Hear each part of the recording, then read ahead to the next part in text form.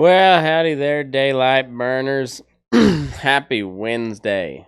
Hope the week is treating you all right. It has been a cold, wet, and kind of windy. Yep, windy at night. We had a little storm blow through. Supposed to have some more snow later on this week, so that's always a good time. But hope everything else is treating y'all all right. And yeah, Aaron is out doing dad duties and putting up a Christmas tree or something, I believe. He's a terrible parent. I mean, just awful. Because here we are recording this December 14th. A mere 11 days before Christmas. And no Christmas tree put up in the Ellis household. No Christmas tree. 11 days before Christmas. What a terrible parent. Nay, human. Aaron, Danger the Grouch Aaron, is. And may God have mercy on his soul. Well, hey folks, I hate to interrupt the show. I know it's a good one, but I've got some people that help me keep this whole thing going every week, so I got to tell you about them. And first and foremost, we got Tracy Morrison. They're out of Chelsea, Oklahoma. He is building all sorts of cool custom silver work, buckles, bits, spurs, conchos, candle plates, gun engraving. Does it all. It's really cool stuff. He's a former working cowboy himself, loves the lifestyle, loves the craft, and so he's building cool shit for the working cowboy, and it's priced for the working cowboy. You can find him over on Instagram, excuse me, or Facebook. Tracy Morrison Custom Silver. That's TRACIE Morrison, or at T Morrison _ custom silver. Just check him out. Just put his name in, TRACIE Morrison, and you'll find him wherever you find him at there on Facebook or Instagram. And yeah, he's a good guy. Check him out. Next up, we've got Scott Hall and Hall's Rocky Mountain Jewelry. And Scott's a friend of the show. You guys know him, you love him. He's a former cowboy himself, and he is a master jeweler, goldsmith, silversmith, repoussé, which is stone cutting and setting, like the turquoise you see here on the screen that he made for my wife. He cut and set that. It's all good stuff. He does all the cowboy stuff, and he's just a really excellent artist. Also does pen and ink art, and yeah, he does all sorts of cool stuff. Buckles. He's gonna be working into some bits. He's working on some other stuff first, but man, if you need some silver work done, Scott's where it's at. So check him out over on Facebook and Instagram. He is Scott Jason Hall, or Hall's Rocky Mountain Jewelry, and then him and his wife have they've got their Instagram account, and that is at Cow Camp Life. So go check them out. Let them know you saw it on Burning Daylight. And yeah. Next up, we've got Brittany Hesseltine and SquareTop Leather and Design. She is out of Wyoming right now, and she's building all the cool leather stuff. Chinks, leggings, chaps, shotguns, bat wings, armitas, all that stuff. She does it. Headstalls, purses. She's making purses for all you ladies. So guys, if you need something to get your significant other, you might check her out. And she does really good work. She's a friend of the show. She's been on the show, and and she's a cool gal. So go check her out. That is SquareTop Leather and Design on Facebook and Instagram. Go check her out. And next up, we've got Cardomax.com. Cardomax is the best supplements out there. Owned and operated by former Navy SEAL Sean Madsen. Cardomax.com. They're all natural ingredients in their supplements. They've got energy intensifier. They've got a Hydromax or the hydration formula. They got an immunity booster, which is really good. I like that stuff, as well as the hydration. They got a recovery and some sample packs and a bunch of different flavors. It's all good stuff. I drink the hydration stuff and the immunity booster every day. It's really good. So and it's all veteran owned. They're giving back to the community. They're doing a lot of cool stuff. So go check them out. Cardomax.com. Use my promo code MOVEYERASS, move your ass, and you'll get 10% off your order. And yeah, it's a good company. I drink this stuff every day. I truly do. So next up, we got greensreserve.com. This Greens Reserve is an all-natural tobacco alternative. It's made from hemp, no THC, no nicotine. I don't know about the CBD. I would assume there's probably something in there, but got 3 flavors, wintergreen, natural, and menthol. Got long cut, fine cut, and if you use my promo code MattGR, you'll get $1 off a can or $5 off a roll. It's a good deal. Stuff tastes really good. The natural is kind of like a straight flavoring, so I really like it. And I still chew tobacco, but I use it for to help focus and stuff. And so like when I'm doing research, I chew Greens Reserve. It's good stuff. Greensreserve.com. That's GREENES.com or GREENES reserve.com/shop. Use my promo code MattGR and you'll get $1 off a can or a $5 off a roll. So go check that out. And then if you don't like to hear ads and you just want to get right to the bullshit that I put out, you can head over to patreon.com/burning and you can subscribe there. I got a bunch of different levels. It's we got anywhere from $1 to $100 a month, and there's different perks along the way. And you help me do some cool stuff. So if you'd like to subscribe, like I said, you get ad-free content, you get some bonus content, and you get the episodes earlier than everybody else. So head over to patreon.com/burning and you can sign up there, and I would greatly appreciate it. Thanks to all the sponsors who helped me out, and let's go ahead and get into the show, shall we? So thanks. But anyway, that's the reason he is out tonight. First and foremost, yeah, we got inflation. Now, I don't know if inflation's a big deal to you, but it scares the dog shit out of me, and and it should.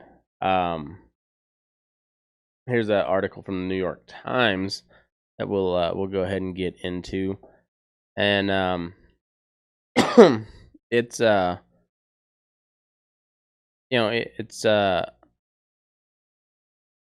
it's very fitting. So, worried about inflation, here's what that may reveal about you. age, region, education, and income all influence what people think consumer prices will be a few years from now.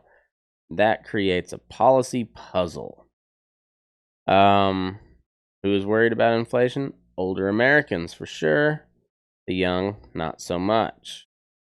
Over 60, they think inflation is going to rise somewhere to around 5%. 40 to 60, just slightly below that. Under 40 thinks it's going to rise somewhere between 3 and 4%, about 3.5%. And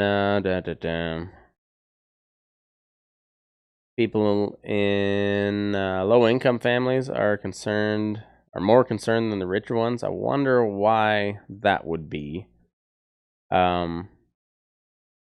People in the Midwest and the South foresee inflation's impact hitting harder than residents of the West and the Northeast do. And those without a college degree are more apprehensive than college graduates. Well, I mean, that's just like your opinion, man. We all know that inflation is where it's at. We know this because MSNBC was mocked, and we know when a major news outlet like MSNBC is mocked, we know that they're hitting on a right point. Why inflation is a good thing we're seeing now. Why the inflation we're seeing now is a good thing. This was back in November, right before Thanksgiving. If you remember the the most expensive Thanksgiving ever. And thanks to Donald Trump, by the way. That is the reason for the season. High-priced turkeys because Donald Trump's a fascist or something. And also Omicron. We didn't know about it at the time, but that's what it was. But the inflation we're seeing is a good thing. And so this was an article by James Surowicki. I'm reading this off of Mediaite.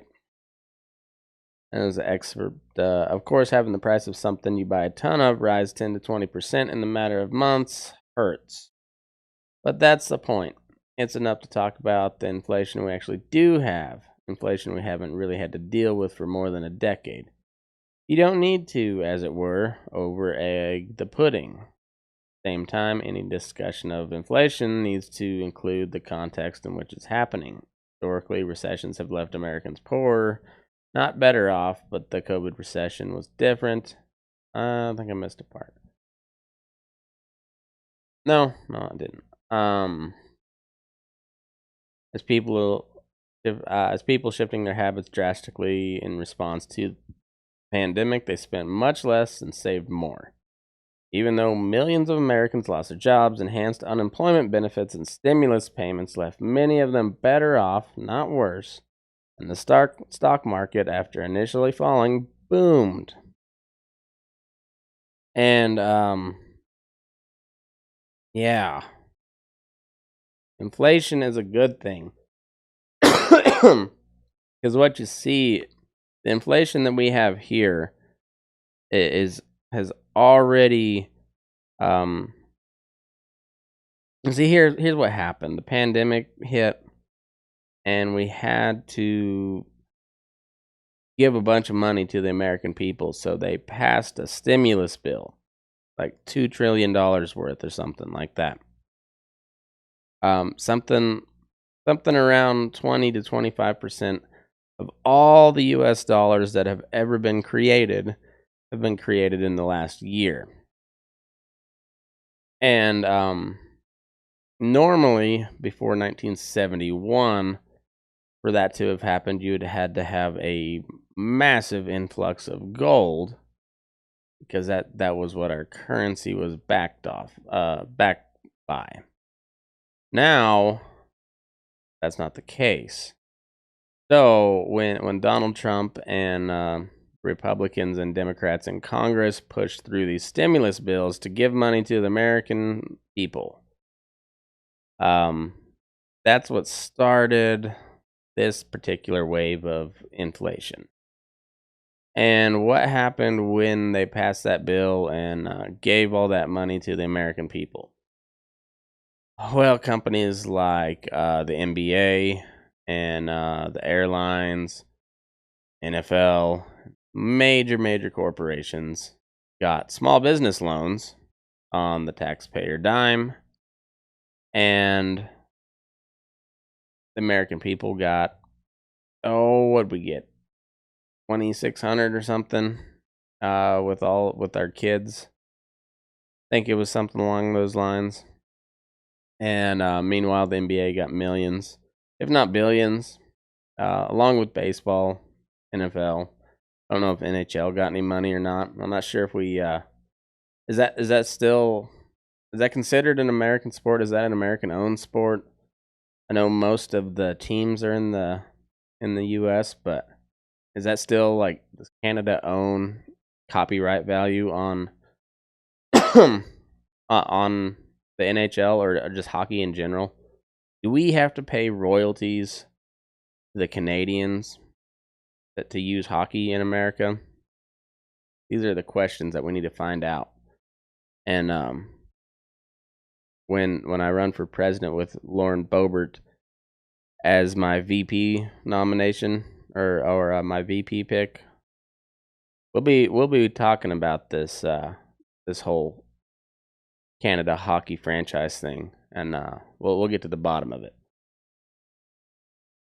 which leads into my next part of. I mean, well, it'll lead into the my final part on this inflation, but yeah, there's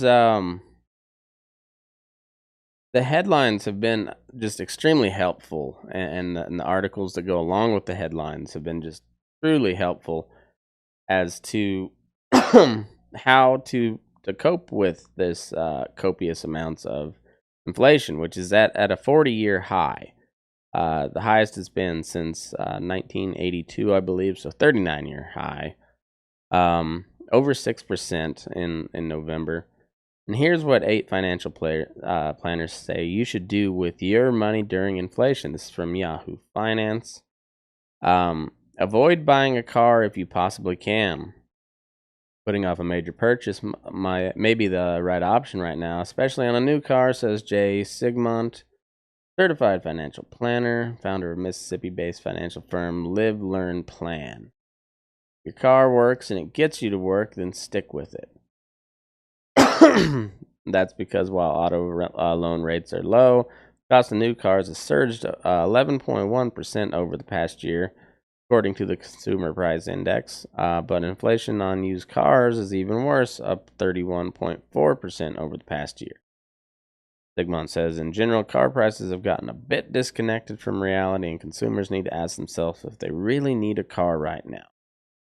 Try paying for a complete detailing of your car, and it will feel new to you without the sticker shock. Brilliant advice. Grow investments rather than savings accounts. Your cash at the bank makes close to no interest, yet prices are increasing on everything you buy. That can cause your purchasing power to degrade over time if you aren't invested.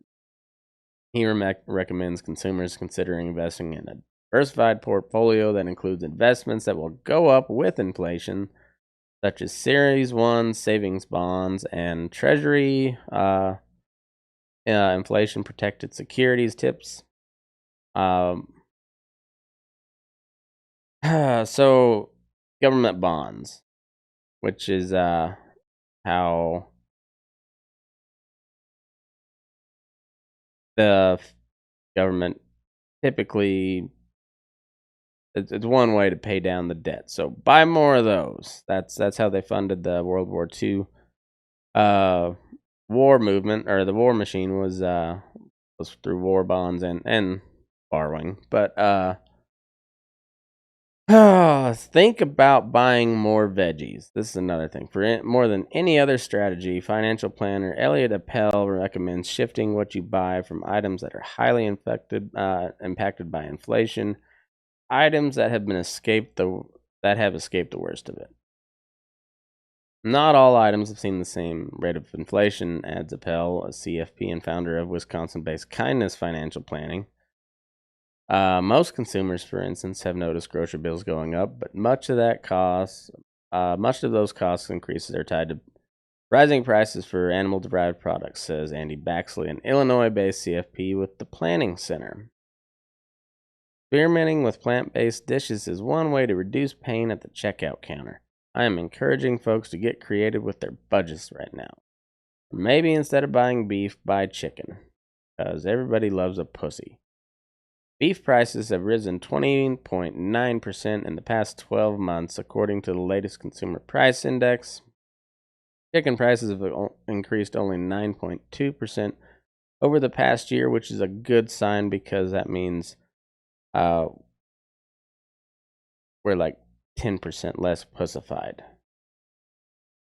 And the cost of other uncooked poultry products, including turkey, is up only 4.6%, which is also good.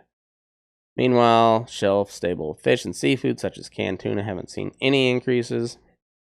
You can research what's gone up the most over the past year and perhaps buy less of it. And then, the most genius, who would have thunk it, just hit you out of left field. Spend less if you can, while everything that you need is increasing in price. Spend less if you can, because in the socialist future, you just will need less, and it will be good for you. Everyone will love it. Will be forced to, and it'll be fine. And that's how it is. That's how it goes.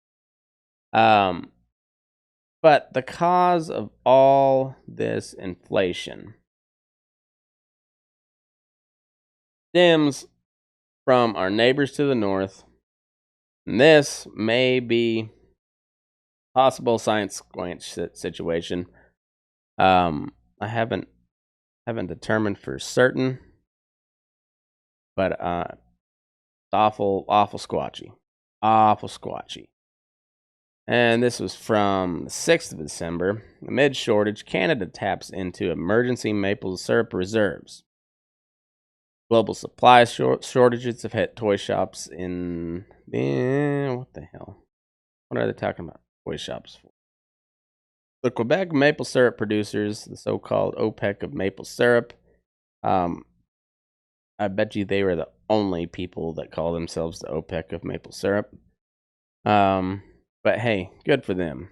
Good for you, QMSP, Quebec maple syrup producers. It has released about 22 million kilograms from its emergency larder, nearly half the total in reserve. Their emergency reserve is called a larder. Booming demand and a shortened harvest that has caused a shortfall, QMSP said. Booming demand and a shortened harvest. It's the first time in 3 years the reserve has been used. That's why the reserve is made to never miss maple syrup. And we won't miss maple syrup. Helene Normandin of QMSP told U.S. Public Radio. Quebec produces 3/4 of the world's maple supply. Almost 3/4.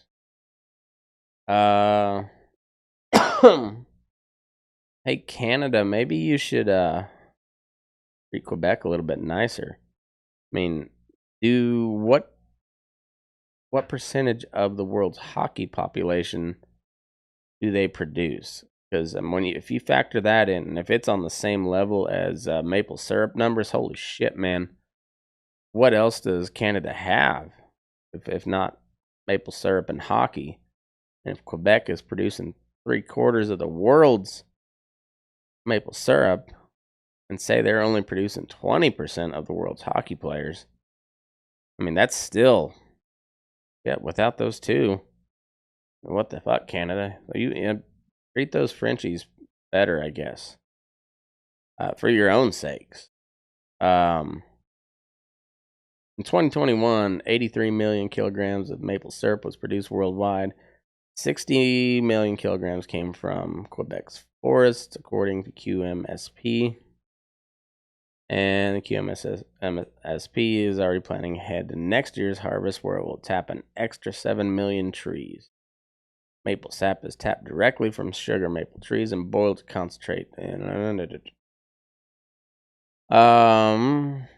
Either way, this maple syrup shortage has wreaked havoc across Canada, caused an inflated price in supply for Canadian maple syrup, which is most of the world's maple syrup. And sorry bastards, didn't plan your harvest right. I don't know, you didn't pray to the hockey gods well enough, or what the fuck. But you inflated the price of the maple syrup, and that has a very serious trickle-down effect if you know how maple syrup is tapped. How it's made, it's tapped from a tree, and it trickles down into a bucket. Much like the world economy, it starts with the maple growers, and I bet you if you look real hard, old Justin Trudeau and those commie Frenchmen have some serious ties to a science squanch. Somewhere up there. You know there's a lot of Squatch sightings up in Canada, and it's no coincidence. The maple syrup shortage caused the inflation crisis of 2021, and you know it's probably what's going to bring down our Lord and Savior Joe Biden.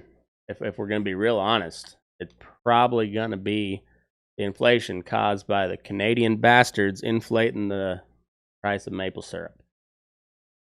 And I'm outraged by it. Something needs to be done. Next up, we got guns. We have got guns, let me tell you, fellas. What the? Oh no! What was that one? Oh, that was Don't worry, we'll get to that. Don't you worry. But we got guns. This is from U.S. News and World Report. Newsom's California gunploy test GOP's Texas abortion law strategy. The California governor's pledged to use the precedent of novel Texas abortion law. I love how they're using novel nowadays. You know, we had the novel coronavirus. I mean, it's the first of its kind, and now we're moving that along with obscure laws. So, California governor's pledge to use the precedent of a novel Texas abortion law to pass gun restrictions is likely the first of a slew of similar measures targeting any number of rights and issues. California Governor Gavin Newsom is pledging to create a new law allowing private citizens to sue anyone making or selling assault rifles, mirroring the novel mechanism of a controversial measure banning nearly all abortions in the state of Texas. But imitation in this case is not a form of flattery. Newsom's proposal is a sharp escalation in the partisan battle over the Texas abortion restriction and comes as a direct response to the Supreme Court's ruling last week allowing the ban to stay in place while legal challenges of a limited scope are permitted to continue.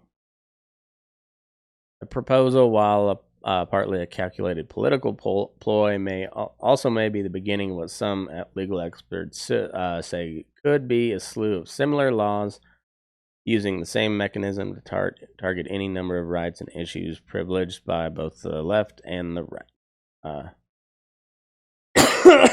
Pardon me. On the other side of the political spectrum, if you know somebody tries to exercise the right to same-sex marriage, you could imagine a state legislature allowing suits against people who are providing services on apples and Anyhow,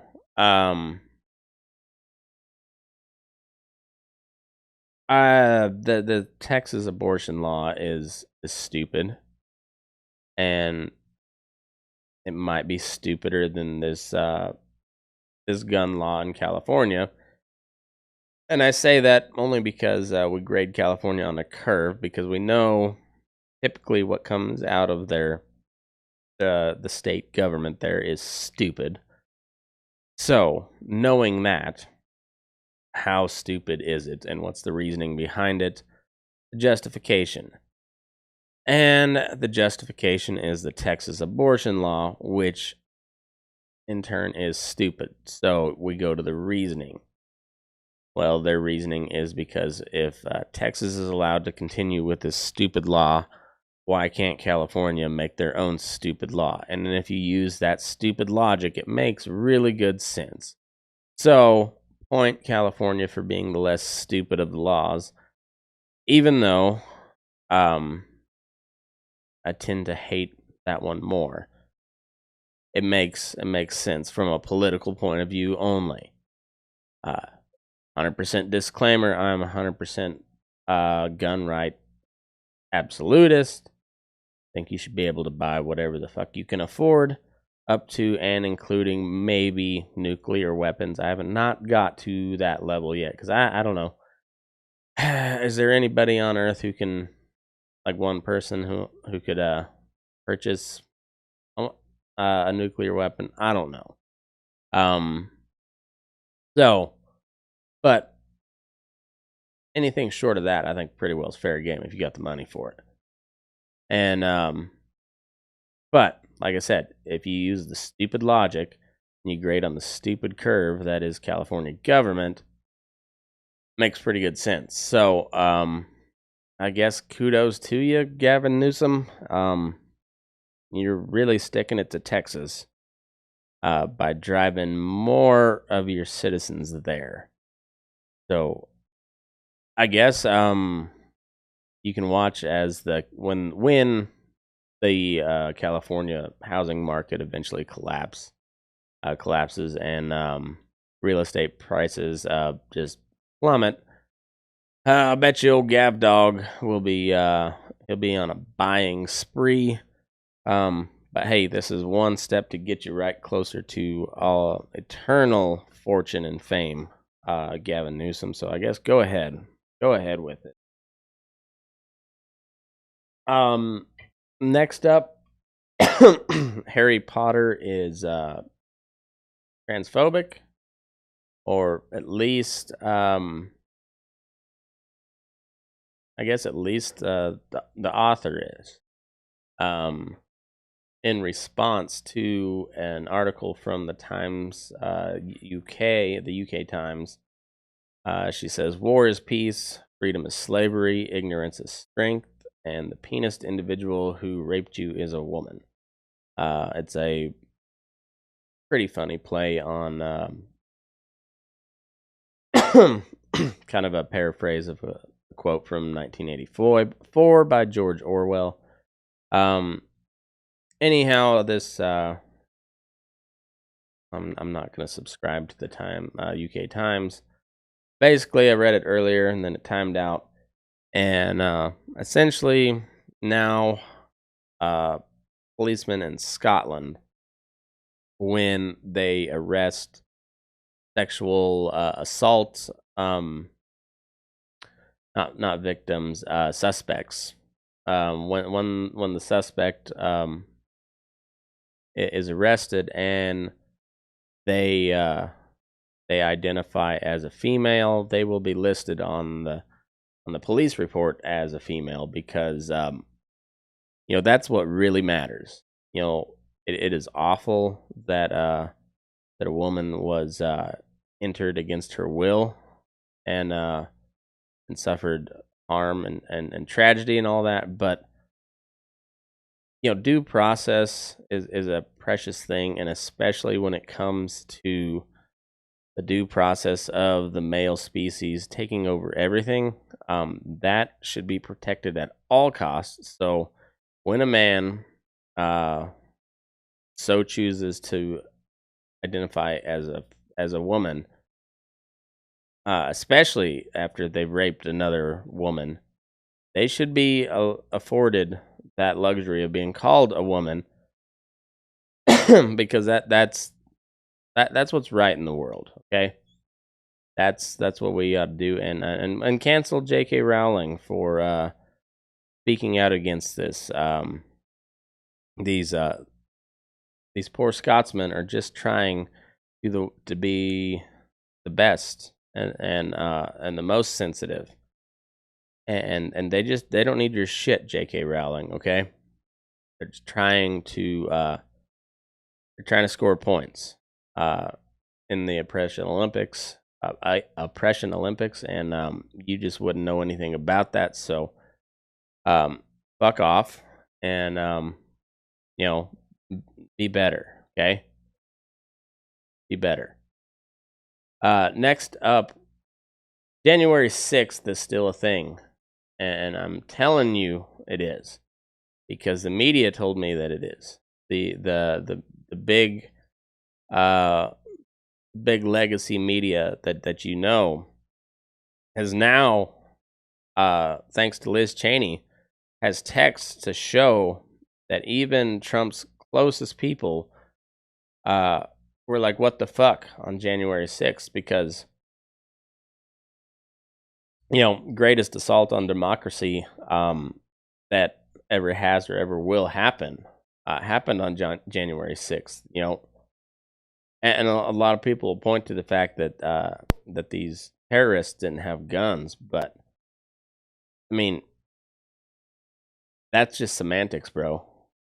They walked into the Capitol building and delayed an official proceeding by a couple hours, and that is the biggest assault on democracy you'll ever get. Washington Post, or Washington, D.C., from the Associated Press, as a mob overran the U.S. Capitol last January, some of Donald Trump's highest profile defenders in the media and even his own son sent urgent text messages to the White House chief of staff urging him to get the then president to do more to stop the violence. Donald Trump Jr. texted to Mark Meadows, chief of staff, he's got to condemn this shit ASAP. The Capitol Police tweet is not enough. Trump's eldest son wrote in a text message to Meadows about his father. That's according to excerpts read Monday by Republican Representative Liz Cheney of Wyoming, vice chair of a House committee investigating what happened. Point of personal preference there. If you don't get that reference, well, you should. Point of personal preference. Liz Cheney is no longer a Republican. The Wyoming Republican Party voted to excommunicate her fair and square. She is simply Representative Liz Cheney of Wyoming, not Republican Representative Liz Cheney. They have canceled her fair and square, so don't take that from them, okay?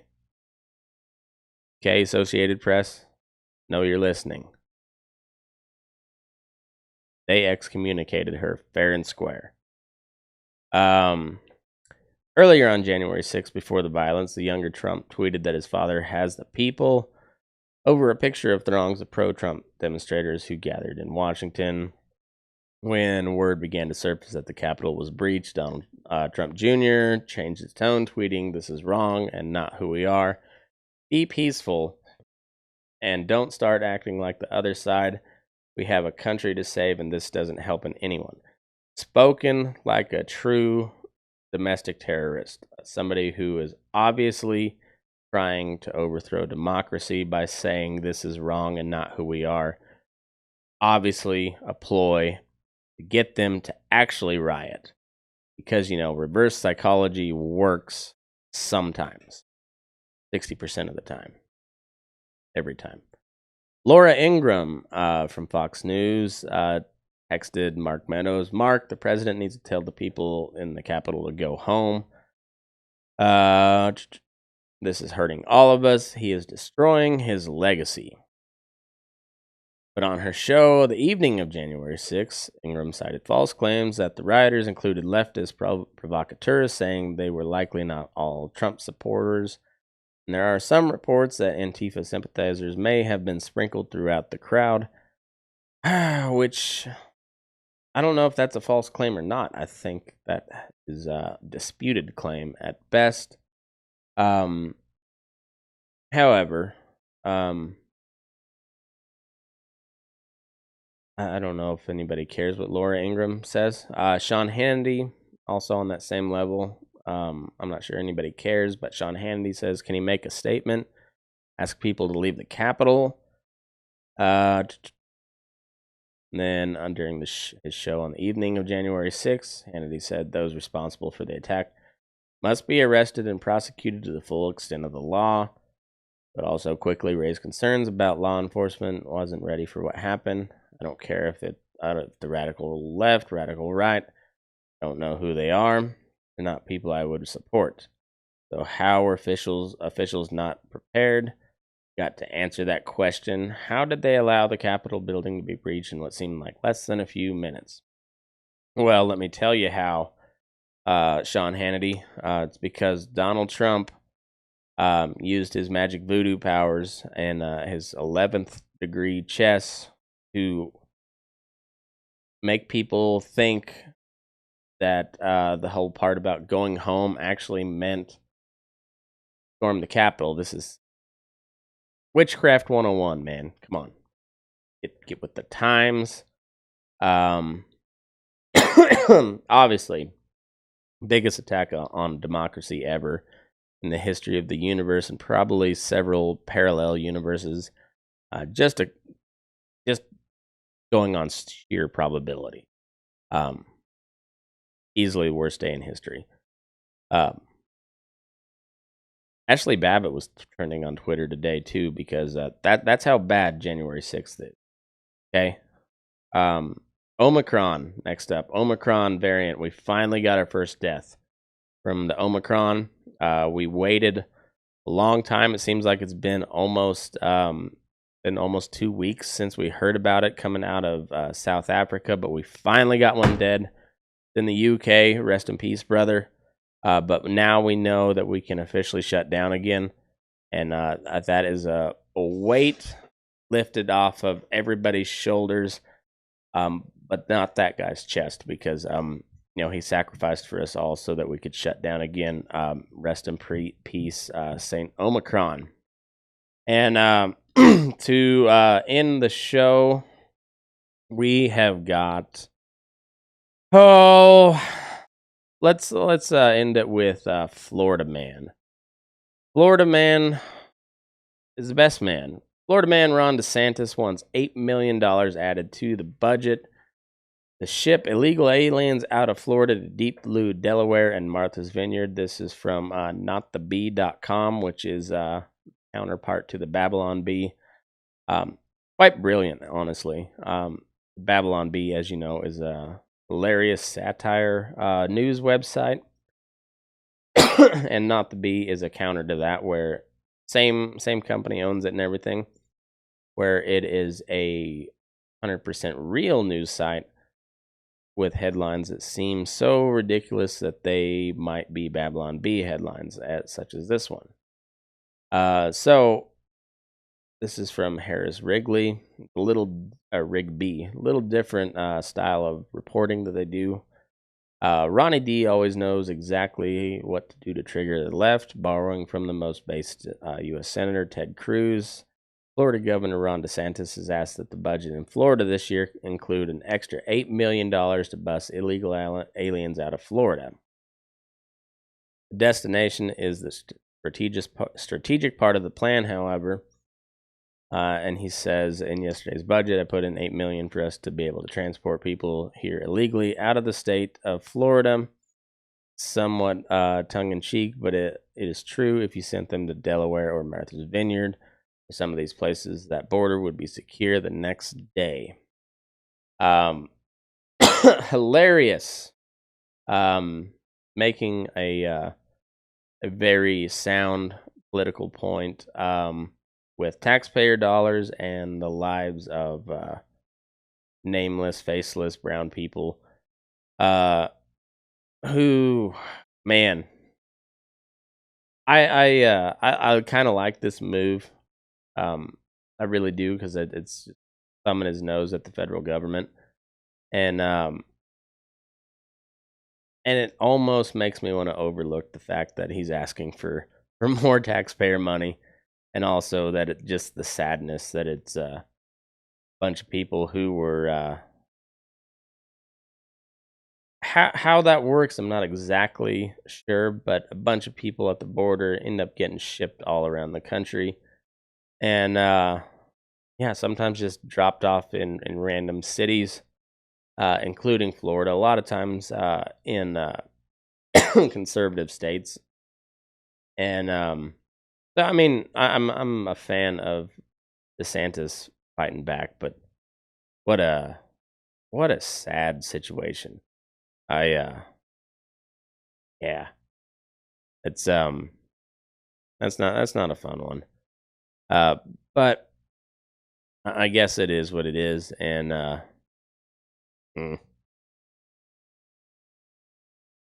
kind of funny. Same time, yeah, I don't know what to think about it. Shouldn't be funny, and this is a comedy show, so I would like to say that I had some sort of big update on the Ghislaine Maxwell trial, but as per usual, the media has not done a very good job of covering it, so I'm not real for sure what's going on there. There's a ton of evidence that has not been allowed in the court, and yeah, there's some as per usual, some pretty shady stuff going on, and if we ever thought we were going to get to the bottom of that whole deal, I would venture to say probably not gonna. But hey, at least there's been somewhat little bit of attention paid to the fact that there's seems to be a weird sort of child sex trafficking ring within the highest levels of government. So I mean, we got that going for us. So I mean that I mean that's something. But hey, she'll probably get a slap on the wrist, and nobody who's actually in any position of power will have anything happen to him. So we've also got that to look forward to. But hey, fuck you, Canada. Quit inflating your maple syrup prices. That shit affects everybody, all right? No, go on about your life, eh? And yeah, on that note, move your ass. Burning daylight.